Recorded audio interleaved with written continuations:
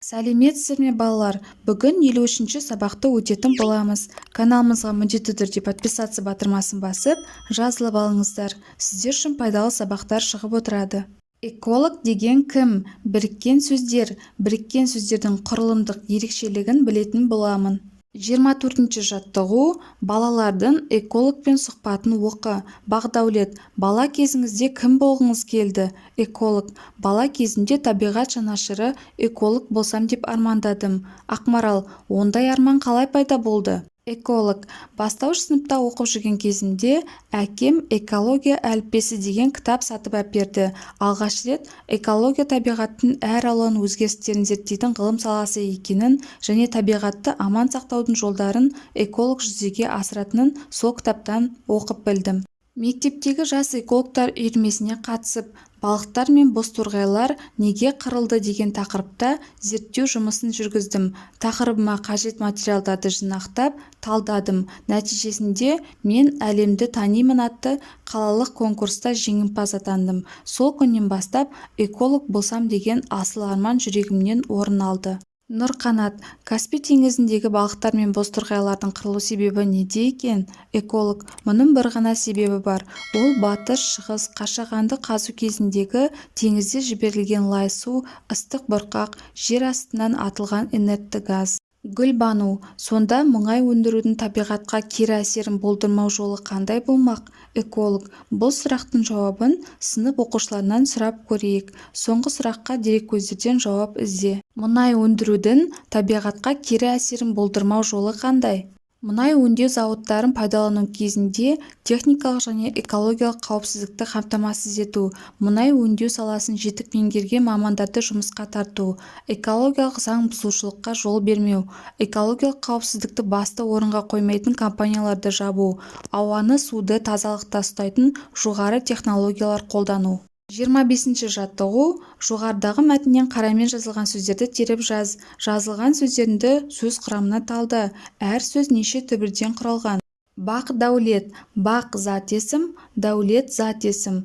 Эколог, эко зат есім, логия зат есім. Ақмарал, ақ сын есім, марал зат есім. Бозторғайлар, боз сын есім, торғайлар зат есім. Нұрқанат, нұр зат есім, қанат зат есім.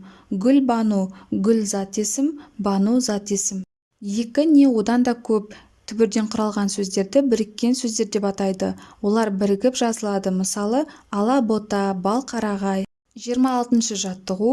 Өтірік өлеңді оқып жатқа жаз. Су жыланға емделген, тасбақаны қарсы алдым. Сексеуілмен жемделген, таскенеге ер салдым. Біріккен сөздердің астынсыз. Су жылан, тасбақа, сексеуіл, таскене сөздері біріккен сөздерге жатады. Сексеуіл неліктен қызыл кітапқа енген? Сексеуіл діңі мен бұтақтары бұраң-бұраң болып келетін, құмды жерлерде өсетін шөлге төзімді, морт сынатын жапырақсыз қатты ағаш тұқымдас өсімдік.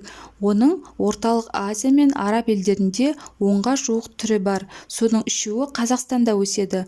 Ақ сексеуіл, қара сексеуіл және зайсан сексеуілі. Олардың отқа жанғыштығы және шоғының қызуын бойында ұзақ уақыт сақтағыш қасиеті көмірден артық болмаса кем емес. Сол қасиетіне бола адамдар отынға көп пайдаланып, қазір жойылу қаупіне әкелді. Өткен ғасырларда адамдар оны жағып, қоламтасын көмір ретінде сатқанын тарихи әдебиет шығармаларынан жақсы білеміз. Сексеуілдер қоршаған ортаның тепе-теңдігін сақтап тұруда ерекше рөл атқарады. Дүлей соққан желден құм көштерін тоқтатады. Сексеуілдерді қорғаныс ететін жан-жануарлар мен жәндіктер қаншама. Әсіресе түз, тағылар, киіктерге сексеуілдер арасы өсіп-өнуіне өте қолайлы. 27-ші жаттығу. Берілген біріккен сөздерді қатыстырып, сөйлем құрап жаз. Аққұтан, ақбөкен, сарыөзек, қосаяқ, алакөл, айнабұлақ, егеу құйрық сөздері берілген. Бұл сөздердің біріккен сөз екенін сызбаны пайдаланып дәлелде. Бұл біріккен сөз, өйткені екі түбірден құралған, бір ғана мағынаны білдіреді, бір ғана сұраққа жауап береді. Яғни аққұтан сөзінде ақ және құтан сөзінен құралған, ақбөкен сөзі ақ және бөкен сөзінен құралған, сарыөзек сары және өзек сөзінен құралған, қосаяқ қос және аяқ сөзінен құралған, алакөл ала және көл сөзінен құралған, айнабұлақ айна және бұлақ сөзінен құралған, егеу құйрық егеу және құйрық сөзінен құралған. Аққұтан өте ірі және сақ құстардың бірі. Ақбөкендер шөлейтті және далалық аймақтарда тіршілік етуге бейімделген. Жетісу облысында Сарыөзек деген ауыл бар. Қосаяқ кішкентай кеміргіш аң. Алакөл Қазақстандағы әдемі көлдердің бірі. Айнабұлақ шағын ауылдық аймаққа жатады.